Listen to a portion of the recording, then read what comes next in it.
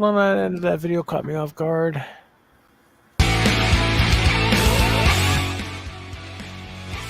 Welcome everybody to the second season of the Chaotic Town Hall. I am the Tokyo Trend, and welcome back for the fun and chaos.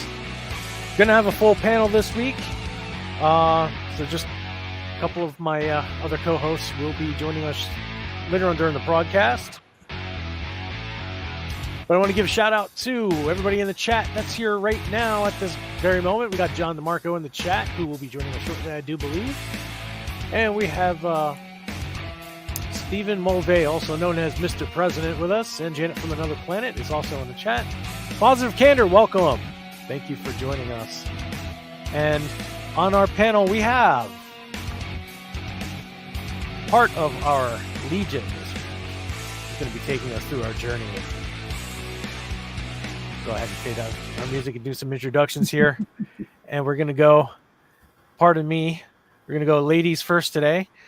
Joining me on the panel for the first time for the Chaotic Town Hall is the one, the only, the lovely and beautiful Janet from Another Planet.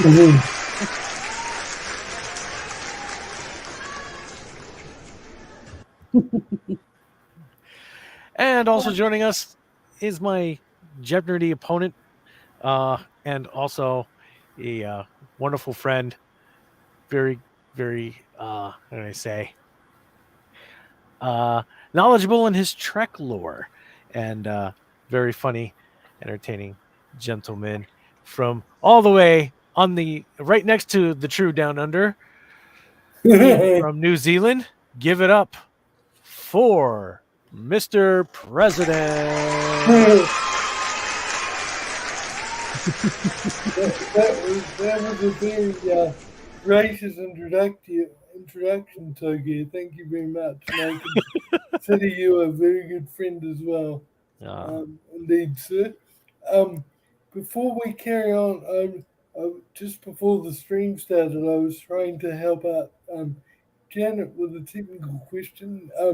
And I was trying to type it in private chat, but my typing speed is quite slow. Do you mind if I just quickly address it by voice very quickly? Actually, I got a couple of other people. I got actually one other person waiting in the backstage I got to introduce as well as part of the panel. So okay, if you need to type anything, you can go ahead and do that in the private chat while we're going on. Coming up to the stage right now, ladies and gentlemen, I apologize, Mr. President. This gentleman has been waiting very patiently. He is the god of everything he sees. He is the mighty beard himself. Give it up for the Quizmaster, John DeMarco. Greetings, everyone. Hi, John. Hey, how's it going? Hello. Thanks for joining us, John. Thank you for joining us, everybody. And just a quick shout out to Bradwolf07. And yes, I'm feeling better, but not looking better. Thank you for asking. All right, so I believe we're waiting on a couple of, maybe one or two other people to join us for the panel. However, we're going to go ahead and get started since we do have a full Legion right now. If this is your first time here on the Chaotic Town Hall, the way this works is that this is a town hall style format. You control the narrative by asking the questions. You can ask the question in the chat, or you can come backstage right now if you like and join the panel and address the Legion. I have pinned the StreamYard link to the top of the chat. If you are watching this on replay, I apologize you won't be able to join us live. But hopefully next time you will be able to. Also, if you are not subscribed to my Discord server, link is in the description of this video to join us on the Discord. And there is a channel that I am that has now gone live. Oh, no, has not gone live yet because I'm going to set this live right now. Edit channel. It is the Town Hall Talk channel, and you will be able to ask your questions there as well. This channel is now officially public. So subscribe to my Discord and then look for that channel on the side there called Town Hall Talk, and you'll be able to ask your questions during the broadcast or just talk about the town halls that you've seen, past, present, or future, right here in that chat as well. Okay, so let's go ahead and start things off. I want to give everybody here on the panel just a quick chance to introduce themselves, just for all of those who have never joined the town hall before. We'll start off with Mr. President, who was in the middle of talking a minute ago, and I apologize for cutting you off, so I'm going to make that up to you by allowing you to give like maybe a minute introduction if you like. No apology needed. I probably should have checked with you via the chat before asking my request, so don't feel bad. Hi everyone, I'm Mr. President. I live in a small country to New Zealand, which contrary to what Tokyo was implying before, is the true Down Under, not next door to the true Down Under. Australia is next to the true Down Under. I kid, it's fine. I've been a long time Star Trek fan and sci-fi fan in general, and have been really enjoying for a while now on meeting the people on John DeMarco's channel and Tokyo's channel, and yeah, we have a great time, all of us. Formed some really good friendships over YouTube, so I can't thank everyone enough. So that's my little introduction. Hopefully it wasn't too long. Back to you, Tokyo. Thank you, Mr. President. No, perfect timing. We're going to go to Janet from Another Planet right now. If you give same thing, about a minute introduction if you like. Hello, I'm Janet from Another Planet. I have a YouTube channel by the same name, and I also have a TikTok and an Instagram, and I'm also on Twitter. On my channel, I pretty much only make shorts, so it's going to take me, 10 years to ever get to the hours I need to make it anywhere on YouTube, but that's not why I do it. I do it because it's fun. I have little shorts about bettering your life, through exercise, taking better care of yourself, funny quotes, pickup lines. I even have some dirty jokes, things like that for the 18 and older people on my channel. And I'm also reading my book. It's called Revelation. It's about witches, warlocks, and archangels. And I'm reading it in little bite-sized pieces. So come check out my channel and check out my shorts. No comment. Probably smack me and get me in trouble. Last but not least, for right now, I do believe we are again still waiting on maybe one or two other people to join us on the panel. However, last but not least, at the current moment in this time frame, God himself, John DeMarco. Oh, greetings, everyone. I don't know if I could top that intro. But, if you look at my lovely avatar here designed by Yitz Lemons, you get a good summary. I'm a Christian, I have a huge beard, and I love Star Trek and SeaQuest. To segue into my YouTube channel, where I cover a lot of those sci-fi type things, and especially in the Star Trek themed Jeopardy I do typically on Saturday evenings, where a lot of these fine folks have come and joined us, and it is open to anyone who would like to give it a try. Wonderful intro. Thank you very much. All right, so let me just go over the rules of what topics are allowed to be covered here on the Chaotic Town Hall. There are pretty much no rules, within reason, of course. We don't want to get kicked off in the middle of our stream, even though not monetized. YouTube still doesn't want certain information to be put out of there because of political reasons. So, within reason, of course, but any subject is open to discussion. And again, you mainly control the narrative. Submit your questions here in the chat, or once again, you can click on the link above in StreamYard to come on board.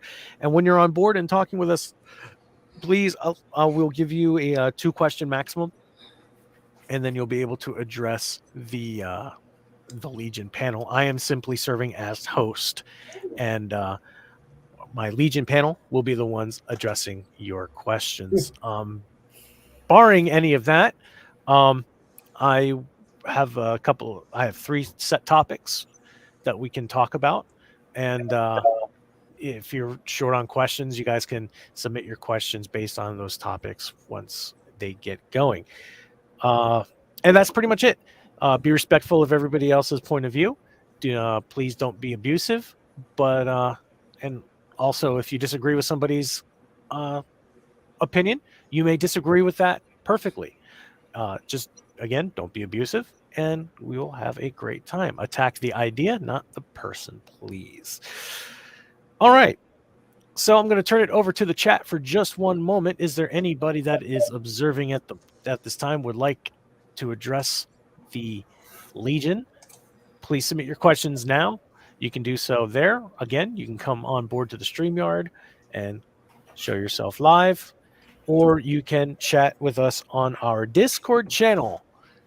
Once again, information on that is in the description of this video. To subscribe to the Discord, it is free. It will always be free and will never cost you money. And then you can click on the Town Hall Talk channel and submit your questions there.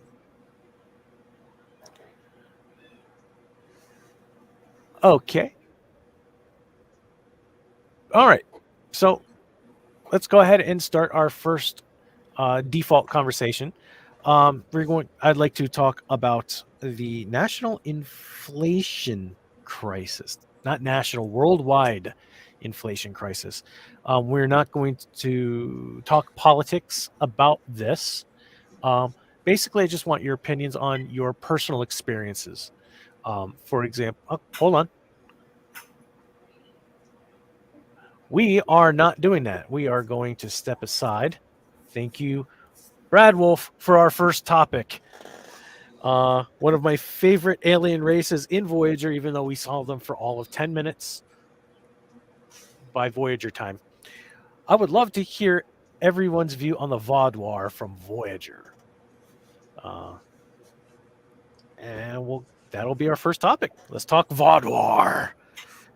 If you're not familiar with Vaadwaur, Vaadwaur is an ancient species from the Delta Quadrant that may or may not have created a system of subspace tunnels that span the entire quadrant. And they were seen in the episode Dragon's Teeth.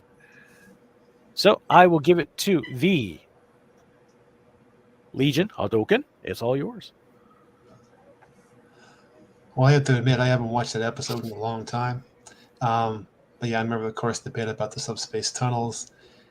And the thing that kind of sticks with me is that their civilization goes so far back that they remember when the Borg were just getting started out. They'd only assimilated a handful of systems, as I recall correctly.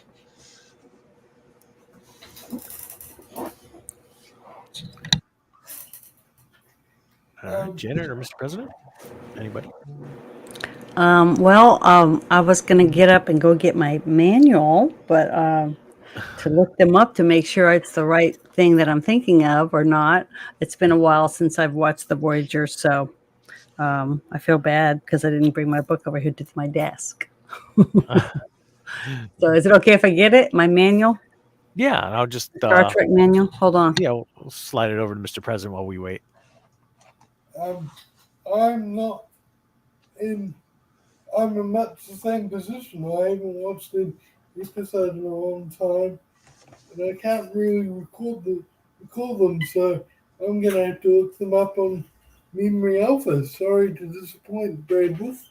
I think out of all of us, John and Tokyo, I probably know the most about them, so sorry to not add much to that particular topic. However, if you'd like, I could quickly look them up on Memory Alpha, or we could move on. Well, Janet's getting the manual, so let's hope her manual sheds more light on the situation. But I can't really recall the VOD because I think the subspace tunnels were different to when another race may or may not have set up a communication relay. The tunnels were different to the relay I'm thinking of, correct? Yeah, they have nothing to do with the Hirogen. Yeah. The VOD War were set up, to me anyway, to have a great potential to be a really tough enemy for Voyager. I wish they would have done more with them. I know that they tried to do so with Star Trek Online, but they could have done a lot more with VOD War. Along the same lines as another alien race I was just thinking of that was like a one and done, the Voth that Star Trek Online has been using lately, and those are the hadrosaurs that left Earth and settled in the Delta Quadrant, and denied their origin. I at the behest of remember that Jupiter. episode, and that concept was interesting, and so it would be interesting to see what Star Trek Online has done in development of their race. It would be good to see. Closing thoughts on this topic, because we got another one in the chat that we can touch on. I don't have anything further, but I think Janet does when she gets back. Okay, I have my manual, but it's the Worlds of Federation manual, my Star Trek manual that I bought the last con I got to go to, and I haven't really been able to go through it yet. And it's got all the species and stuff that are members of the Federation and the worlds of the Federation. The VOD War are not part of the Federation. Oh, shoot. They're in Okay, the well, Delta no wonder I Quadrant. couldn't find them in here. Yeah. Sounds like an interesting book, though. There's a lot of people in this. I mean, there's a lot of information in here, and that's why I was taking a while trying to go through the index in the back. Okay, I'm sorry. Go ahead. No problem. Didn't have All right.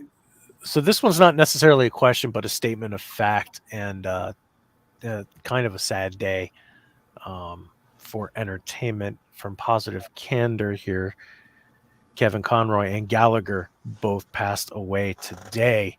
Gallagher passed? I did not hear about Gallagher. Yeah, I saw that on Twitter about both of them passing away. The voice of Batman. Kevin Conroy I heard about, but not. Yeah, definitely not Gallagher. And I really didn't watch Gallagher, but I remember other people talking about him smashing watermelons and with the sledgehammer. He was hilarious. There was more to it, but he was hilarious. But I've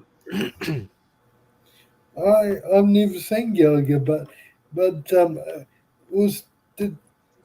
You said he was the voice of Batman. Was that in the main Batman animated series? yeah, I think it was on the animated series, and he did a couple of other shows. I think I'm trying to find the tweet that I saw earlier to read it. But yeah, he was he voiced. He was the most popular voice for Batman for the animated cartoons. So that's what I remember seeing this morning when it came out. Okay. Yeah. Sorry to hear that. Does anyone know how old he was? He was in his 60s, I believe. Yeah, I think he was 66. That's pretty young to pass away. Yeah. My Yeah, that opinion. isn't very old. But I don't know if he had any underlining problems with his health, like if he had cancer or anything like that. I don't remember because I really didn't get a chance to read the tweet. I just happened to see it and the Gallagher one. They were like really close to each other. November 30th, 1955, died a few days ago, November 10th, 2022, at the age of 66, as confirmed by John and Brad Wolf in the chat. His last... Ooh, he was in the middle... According to IMDb, he was in the middle of filming another TV series. It's Thomas Wayne, Cape Crusader.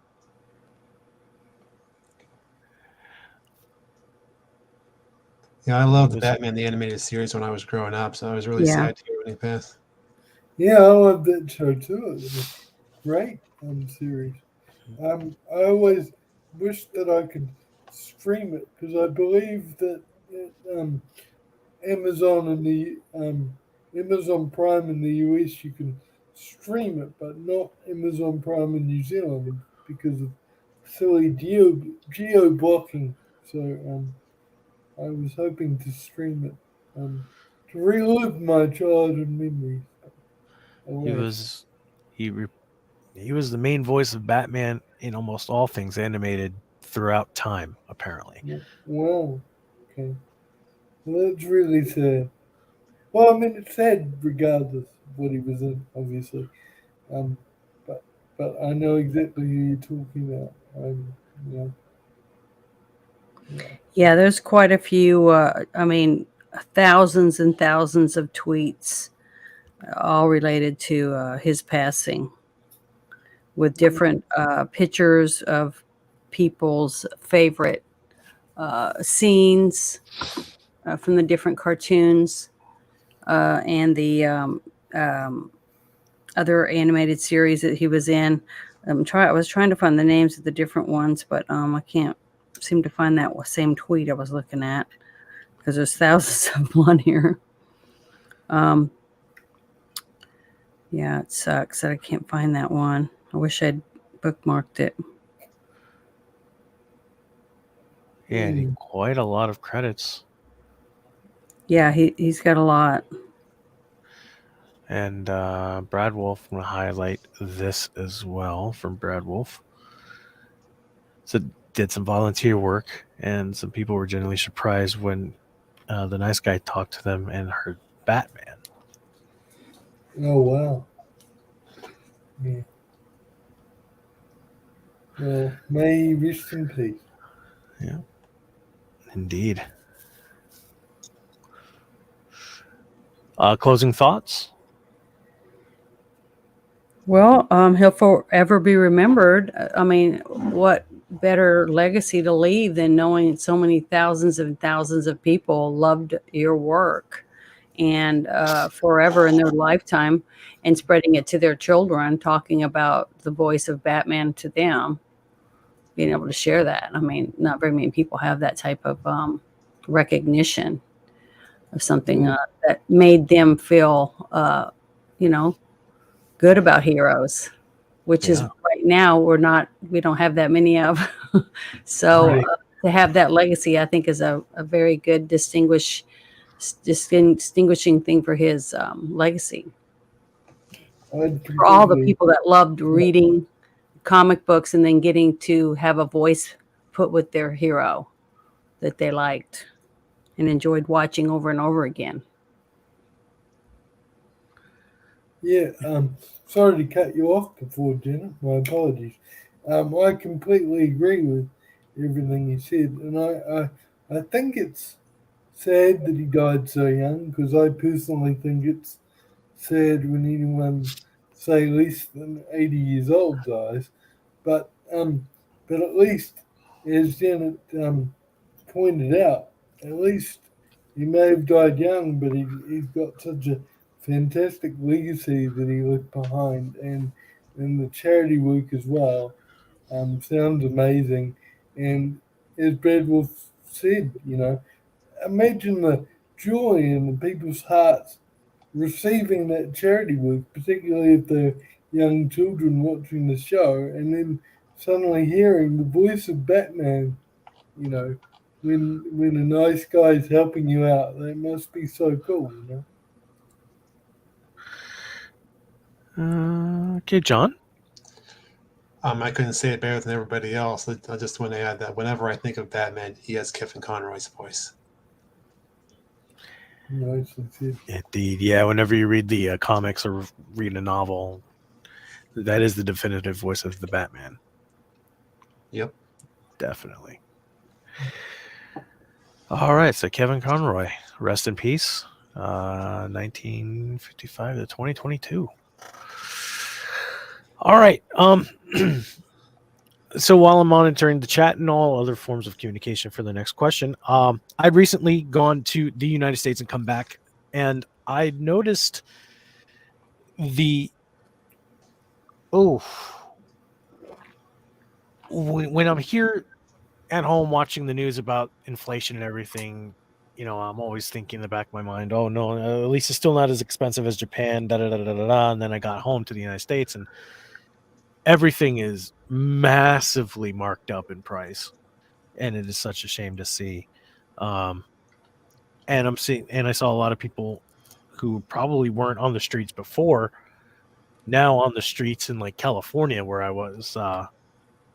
stayed at for a day on my way home.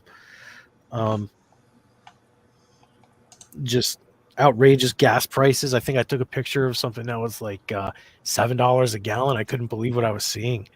And I thought we were having it bad here in Japan, but we're actually escaping most of it, unfortunately. So I want to turn it to you guys. Do you have any personal testimonials about that you'd like to share regarding the current worldwide financial crisis? Well, all my answers are going to be political, so I guess I won't be able to answer any of them because, I am on a political show on Tuesday night, so I can't help but think in that terms because every country is going to trying to push everyone towards digital currency. So yeah, I had to hold my tongue when I'll stay out of it. So I had to hold my tongue too. Pull my punches because. Well, I'm on the United Resistance on Tuesday nights with Supreme Heretic. All right, you might have to and plug a few that other people, and I just can't help not thinking about it in terms that way. But I'm also a prepper, so I have chickens, and I'm preparing to barter, fish, hunt. I fish and hunt. I can clean my own fish, and I know how to clean squirrel and rabbit and deer, and I know how to make jerky. I have solar panels. I mean, I have tons. I've got everything I need to pretty much, and my own well to pretty much bug out. I've got walkie-talkies that go 6 miles. And, I'm ready in case it comes down to where I have to rely on myself to take care of my family. And I feel bad for all the people who won't be able to do that because I'll have to be fighting to make sure they have what they need, especially if they run out of, food, bread, and everything in the cities, where people are going to go to be able to get the food they need, especially when there's no way to get out of the city because you're stuck there because the traffic will be not moving. Right. So it's a sad fact, but I'm hoping it doesn't get that bad. I'm hoping that, because I know for a fact that there is cargo ships and trucks loaded with food, cans of vegetables and beans and rice and flour and all kinds of things that are just sitting there in the port for whatever reason. I don't know, for months. So why they're not unloading them. I might have to do a political / conspiracy theory show at one point because I can talk to you guys forever about this. Again, like I said, I've pulled my punches and I know what started this, but I don't see an end in sight for this. And I just wanted to highlight Brad Wolf's comment here. Small example: a bottle of soda pop was $1.25 from a vending machine 2 years ago, and now it's $1.85 in the same machine. This is true, and it's still cheaper than water or other drinks, and this is absolutely true. And well, you got to also remember too is that the companies that have apartment complex, homes that you rent out, and they were renting them out before the COVID, right? But after COVID, the government was saying, well, you can't kick these people out if they can't afford to pay you. So you got all these people that own these companies, or these companies that own these apartments and homes that lease them out, right? Well, now they're not collecting money to pay their debt to the bank for their property. So because they weren't allowed to kick these people out.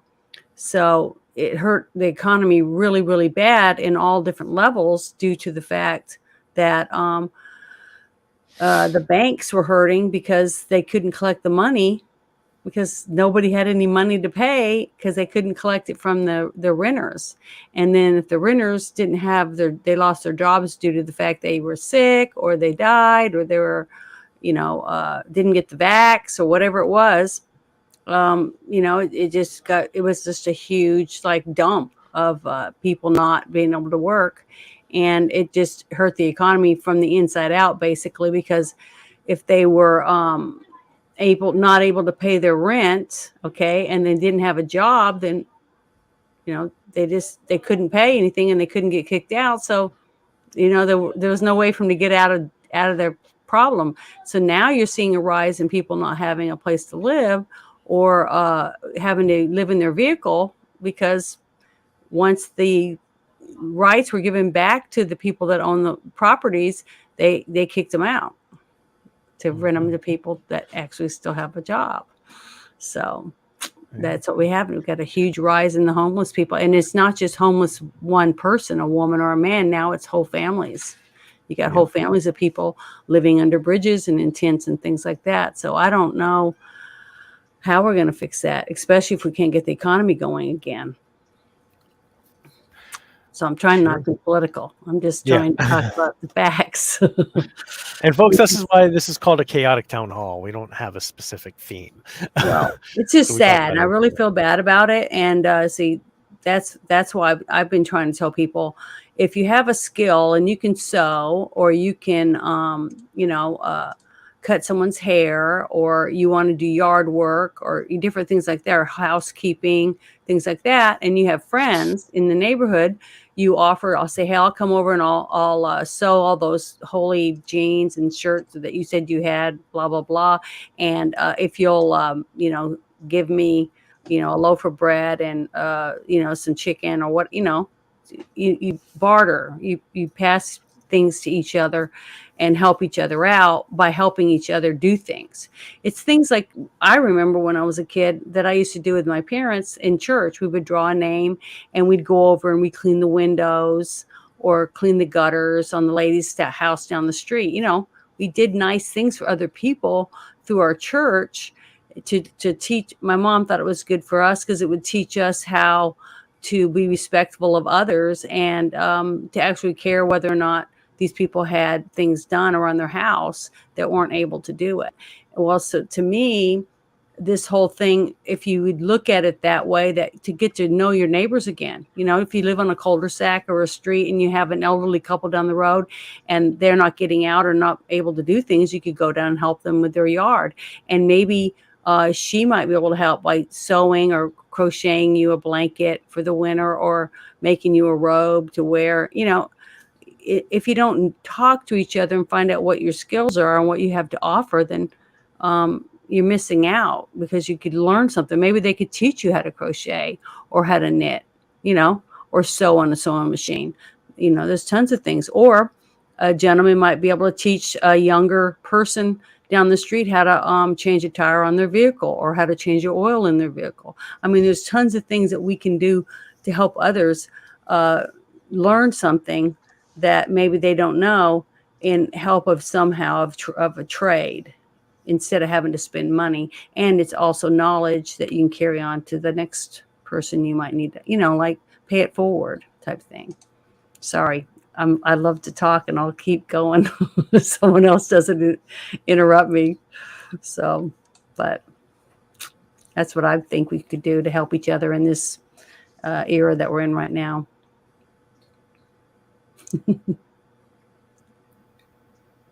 No problems. I just realized I was on mute.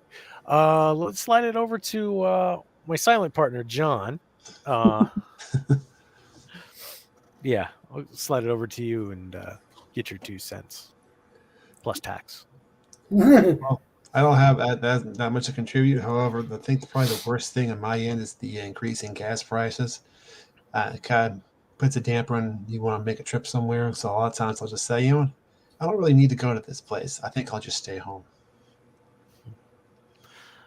Mr. President? um, I'd like to express my sympathy for everyone struggling out there um, due to the financial crisis wherever you may be. I do. It's hard for me to tell, but I do think the US is having. Thanks, Bud. If that was to me, um, um, I do think the US is heading it, experiencing it a bit worse off than New Zealand, but it is really hard for me to tell because I do also see I myself have got a pretty stable safety net um, from my benefit. I can't talk too much about that without violating the no political rule. But um, there I do see people on the news that even with a form of government safety net over here is still doing it hard.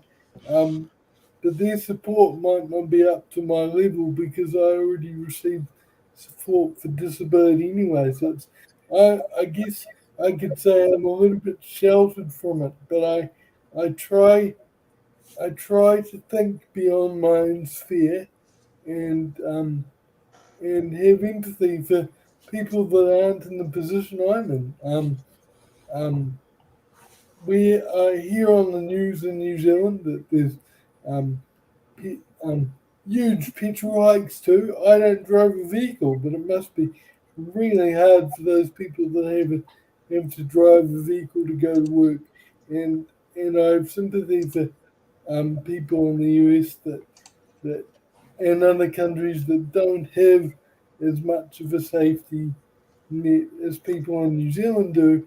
There are pros and cons to that safety net, but I can't elaborate without breaking the aforementioned non-political rules. So I hope this wasn't too long, but I'll just sum up by saying I know people worldwide are doing it tough, and I know that I'm extremely lucky for multiple of reasons to be in the position I'm in that I'm not starving and really struggling. I struggle in other ways with life, but not really financially. So I'm counting my blessings and send my thoughts and prayers go out to those people that are struggling financially, and I I can help some people where I can, and I try my best. And my heart goes out to everyone worldwide in this current problem. I think I'm rambling a bit, but hopefully you guys know what I'm trying to say here. And if you wanted to do a political follow-up to this at another time, Tokyo, I'll be more than happy to join in from that angle as well. Yeah, I think that's something I can probably make up later on. Probably when I need to eliminate my free time. I need to go back to work. We'll be figuring that out shortly. Speaking about hard times, I want to change the subject to Star Trek.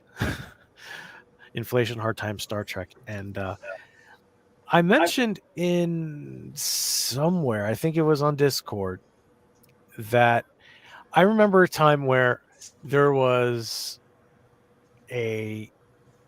whenever there was a Star Trek panel or Star Trek adventure or Star Trek meetup, people would show up hours early just to be able to get a seat. And I remember going to a couple of these.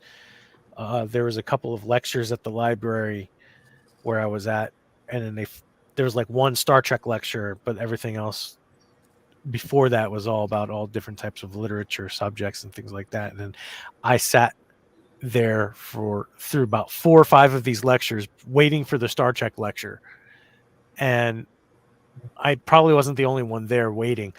The entire place was filled, waiting for Star Trek to come on, and that's the way it was back in the 80s and 90s, and even into the early 2000s. Even when Enterprise was struggling, there was always a demand for Star Trek panels. And so I'm going to preface this. This is going to be used in fair use with no audio. This is copyrighted Unreal, and they own the rights to this video that I'm going to just check out. We're only going to check out just a little bit of this. And this is a Strange New Worlds panel. Now, for those of you who have no idea what Star Trek Unreal and Strange New Worlds have in common, on Paramount, CBS, whoever it is nowadays, I'm so confused, I can't remember. They're using Unreal Engine in their virtual holodeck, their AR room, and to create the graphics of like the extended engine room, the extended cargo bay, the alien worlds on STD.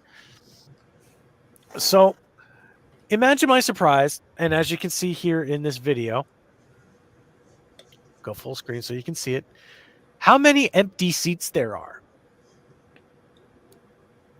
Yeah. And I want you to also observe maybe 1 or 2 people. I'm going to press play and see if you can notice, especially this guy leaves. Like, I want nothing to do with this. I am out of here. And then they have to zoom in, and you don't see the crowd anymore, almost, right? Yeah, you don't see the crowd anymore. How much of that crowd must have thinned out? That's a sad This is the current state of Trek. Yeah, that's a sad indictment on yesterday and Trek after yesterday. New Trek. It doesn't have the same pull as Legacy Trek. And you can like what you like. I'm not saying you're a bad person if you like any of the Legacy Trek, but actually the no but end of sentence. However, new sentence. I mean, that speaks volumes. That although there are some people that enjoy New Trek, and all power to the people that enjoy it, that crowd speaks volumes to the fact that I would say the majority of Trekkies are fed up with New Trek and just think it goes against everything that Legacy Trek stands for. John? That's how I put it.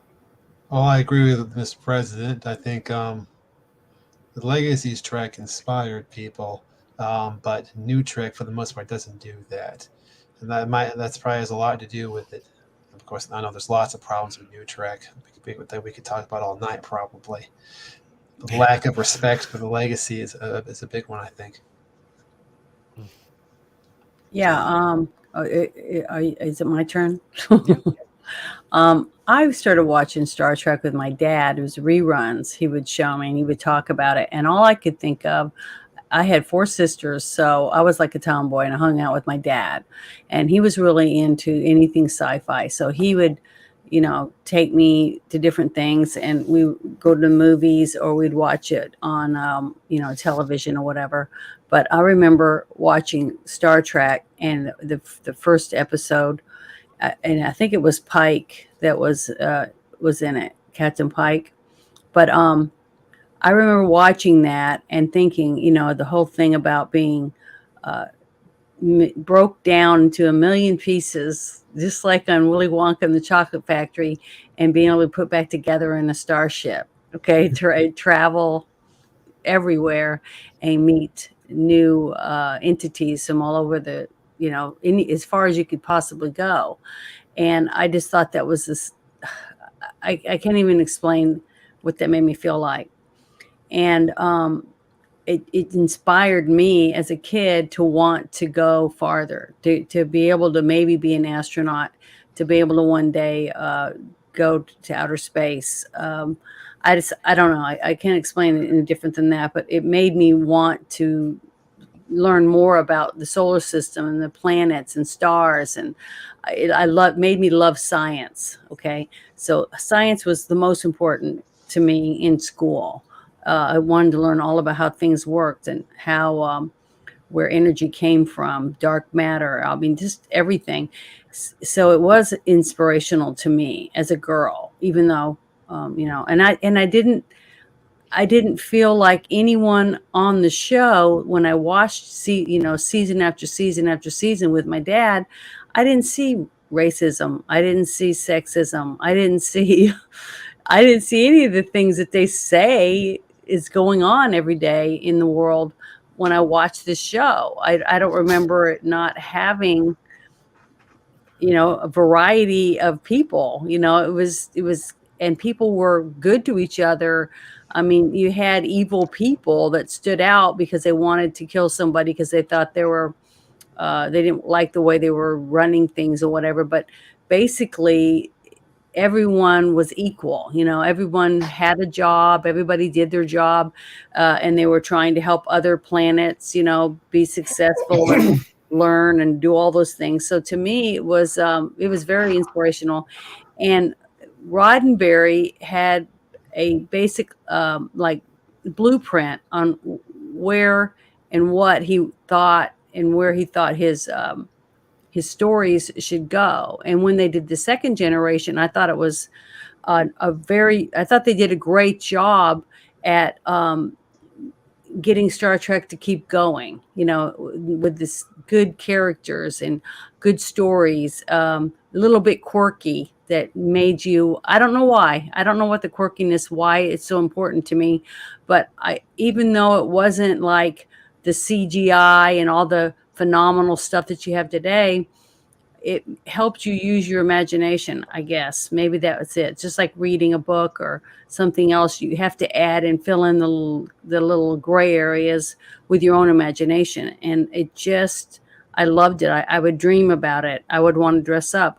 As a grown-up, I still dress up and go to Star Trek, whatever, anything I can get involved in. But I went to Vegas. I've been to Vegas like 12 times. And each time when it was open, I don't think it's open anymore. It's been a couple of years because of the COVID and everything. I haven't been. But I went to the Star Trek adventure. And I would go and I would spend 12 hours at a place, walking around with headphones, listening about all the different things they had from props and different things in the movies. People would be dressed up as Klingons. People were Romulans. There were Vulcans. I would dress up. I would go and eat at Quirk's Bar, and I'd have Romulan ale. I mean, it was just fun. I got kidnapped by the Borg and got my pictures taken. I did everything they had because to me, it was fun. I enjoyed it. And I was by myself because nobody I went with on this trip was interested in it. But I was, and because it made me feel like I was a 10-year-old girl again. I can't explain it, but that's how it made me feel. And until you can get a writer that's going to sit down and write some new stuff for Star Trek, whether it's in the future or in the past before Kirk, I mean, whatever it is, once you write a story that's inspiring and that it isn't trying to force an agenda on you, and just take the stories that he already has and go with that, I think it would be inspiring again. But until somebody that loves Star Trek and has loved it writes it and works on it, it's not going to be good. That's how I look at it, to me. I feel like the people who are doing it right now hate it. That's why they're writing it so bad or doing it such a bad job at it. Very well said, I think. Mr. President? Point of view. Sorry. Mr. Sorry. I think Janet hit the nail on the head, especially with the comments about, well, I'm not sure.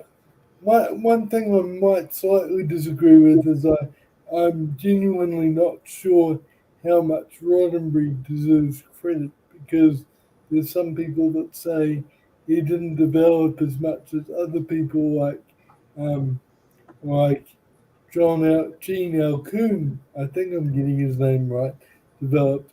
But that's okay, Janet. I might be wrong about the proportion to which Roddenberry is responsible. So I'm not really I'm not really having a go or anything. I'm just a bit confused over that point. Um, but I think you hit the nail on the head when you said that the current writers of so-called Star Trek are not Star Trek fans, and they can't do something. They can't do Star Trek justice if they're not emotionally. Yes, well, as Brad Wolf said, well said, Janet. Um, and they can't do something justice and treat it with care if they don't love it. And if they don't love Star Trek, they should quit writing it. Mhm. They should hand it over to someone who loves the franchise from the original series right up to Voyager, and I'll even be very charitable and throw in Enterprise and say you could be a fan of It's Enterprise. non-canon series. and still be a good writer for Star Trek, and those of us who go on John's channel with Chip Nerdy know where I'm coming from on that. Bit of an inside joke. Um, but I really mean that in all seriousness, guys. Even Enterprise, for the purposes of this discussion, is real Star Trek, and so even an Enterprise fan could write really amazing Trek. Um, Too bad Professor Brainy Specs isn't here right now. yeah, That is a shame. Yeah, yes, it is a yes, shame. I was waiting for. I was kind of waiting for him, but we're coming to the end of the broadcast. yeah. Well, can I say one more thing? Yeah, I mean, absolutely. if you would just go on YouTube or Rumble or any of these other channels and watch fan made Star Trek is Mhm. better. To me, some of the stuff I've watched from the fans is even better than the last few things that the corporations have been putting out, story Phase 2 wise. / New Voyages. Star Trek continues with Vic Mignogna. Mhm. Avalon Universe is actually really, really good. There's tons of good Yeah. stuff. And if they would take a few people from these different um, fan made shows and bring them together and make a team and say, hey, we like what you guys have. We want you to help us come up with a new series or whatever. And they'd have a really good show. And then the big wigs can come in and start throwing the money and find the actors and do all that stuff. And who knows what it, I mean, it might be a phenomenal, one of the best shows they've ever had if they actually cared about what the fans are looking for. If And they they don't. did that, then I think it would be successful. I mean, even if it's not perfect, Star Trek, the original series, it took a long time for people for they actually looked at it and said, "Man, this is great." I mean, if you know what I mean, it took a while, but once they started liking it, it became an entity of its own. Basically, it took on its own life. I mean, it just kept growing and growing and growing because more and more people started to get it. They started to understand what was behind it. The whole.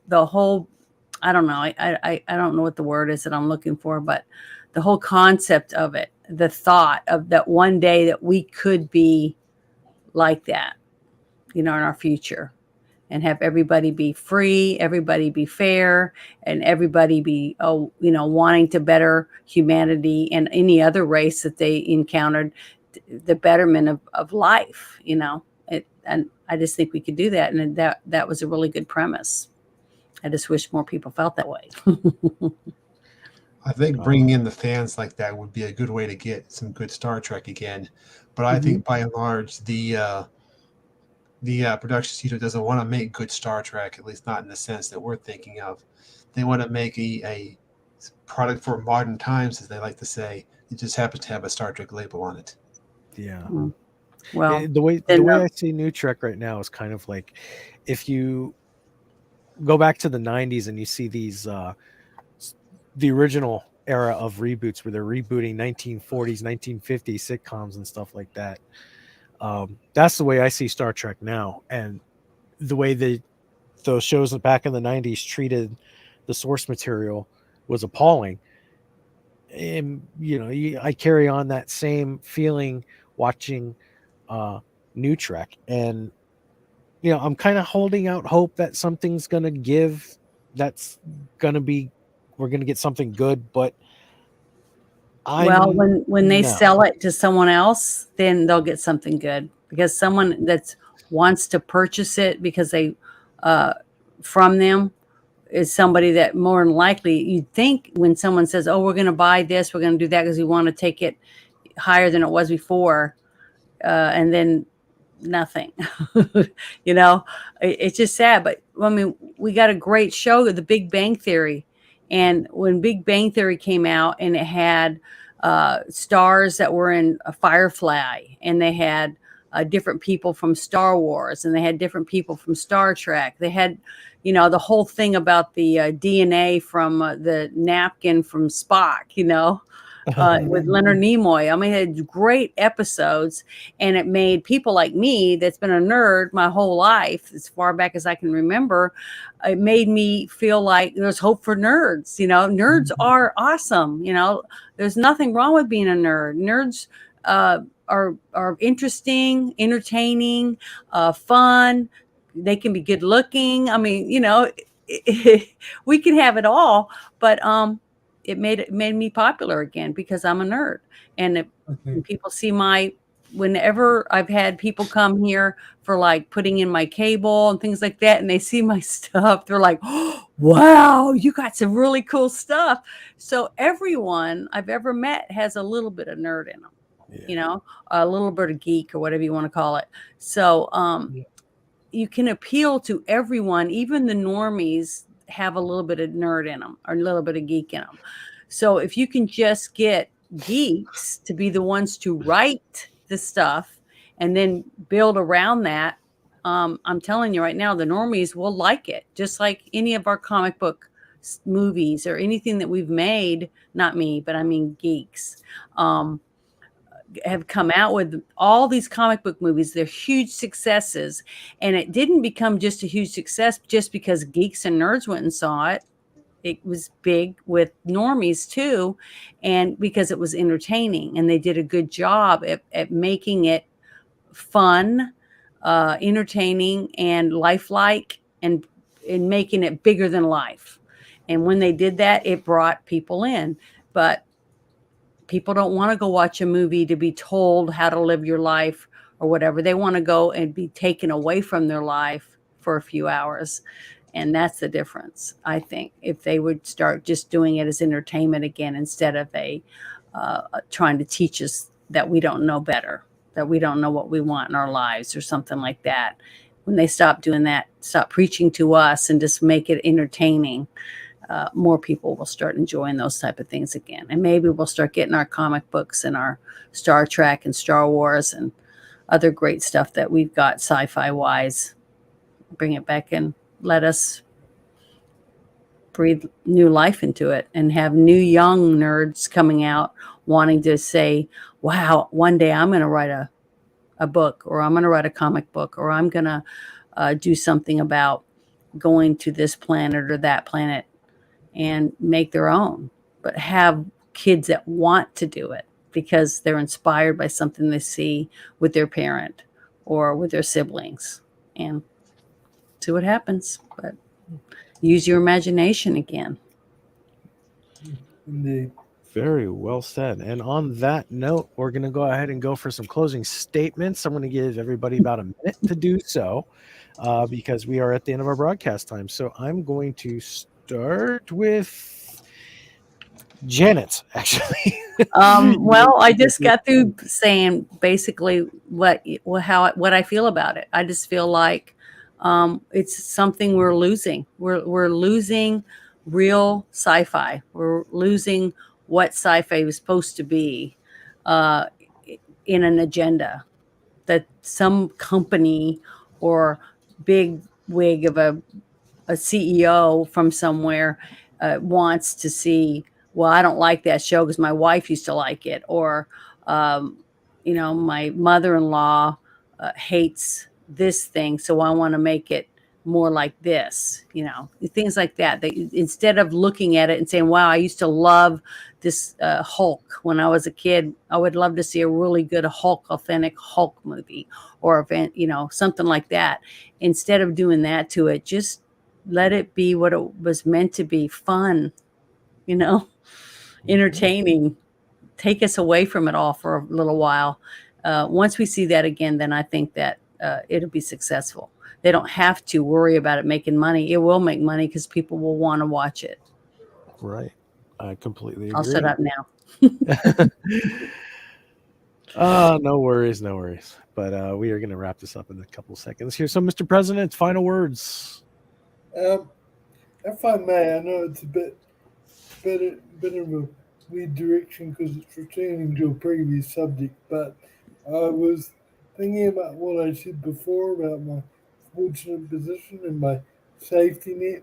And I think when I focused on the government safety net, I was thinking of people in the US because I know their government safety net isn't as big as New Zealand's government safety net. But I would be very remiss if I didn't amend to what I said previously on the subject, if I didn't mention that I'm also in my very lucky position due to my parents and very good family friends and other wider family members who have aided me financially as well. So I don't want anyone watching this to think for 1 second that I'm not grateful for the help my parents gave me. I owe my parents and my wider family everything. And when we have more time, I could go into more detail to that on a different stream. But I feel guilty not mentioning them earlier, so I'm going to mention them now. So if you ever see this video, Mum and Dad, love you. You already know that, but for the YouTube record, I love you very much, and I'm very grateful for all that you've given me. So that's how I want to end my closing statement. Thanks, Tokyo, and thanks everyone else on the panel. And thanks everyone for watching. Thank you very much. John, final words, and we'll close up shop. I just want to say thank you for having me on the panel. I'm glad that the town hall is back. I don't think I could say it any better than Mr. President or Janet, but we can always hope that maybe in the future things will turn around and we'll finally get some good Star Trek again. Mm-hmm. Indeed. All right, folks, that is going to wrap it up. I want to give a special shout out to those of you who participated in this chat with us. And we got a couple of parting words. Thank you, Brad Wolf, for coming on board. It was great to see you. Gap After Dark, another good person who I've actually had a chance to interact with on LDG hashtag Free the Nets channel. Really good individual here. Thanks for stopping by. And once again, Positive Candor, I also want to thank you for stopping in and saying hello to us. And I believe that would be everybody else, because everybody else is on the panel that was in the chat. And as far as I'm concerned, I completely agree with everything that the panel has said. So it is this channel's official position that New Trek needs to improve or die. That being said, John has dropped his link in the chat. Let's see. I got to give Janet a wrench so that she can do the same thing. So let's go ahead and add her as a moderator. I believe Steve does not have a wrench either, but he's going to get one now. So if you'd like, please go ahead and drop your links in the chat. If you have any to promote, you guys now have the power to do so. And folks, if you're watching this on replay, remember if to participate in the town hall itself while it's live, you're going to have to watch while it's live. It's going to be every Saturday at 11 a.m. Japan Standard Time. Please do the conversions in your favorite search engine to see what time that is in your neck of the woods. I'd like to thank my panel individually. John DeMarco, again, he's dropped his link in the chat. He plays Jeopardy every Saturday night, Sunday morning my time, and I will be participating again, defending my championship against whoever dares to try to step up. Game on, Senator, game on. Yes, just look for the senator, and the senator will bring the measures to the table. Janet from Another Planet, it's always a pleasure to have you around, have you on the panels, have you just able to talk to in general. You're a great friend, and thanks for stopping by and You're welcome. giving It's us fun. everything we need here. It's fun, and I love to talk, so I don't have a problem with that. And Mr. President, again, Steve, thank you so much. It's always been a pleasure to have you, and thank you. Pleasure to play against you on John's channel. And remember, folks, you can catch us again every Saturday morning at 11 a.m. Japan Standard Time. Again, do your conversions in your favorite search engine. Please leave a like, share this if you'd like to. But what really would help us is if you share this video and get us exposed. Mine's out of the gutter, folks. Subscribe if you haven't already. Leave comments, and LDG hashtag free the net.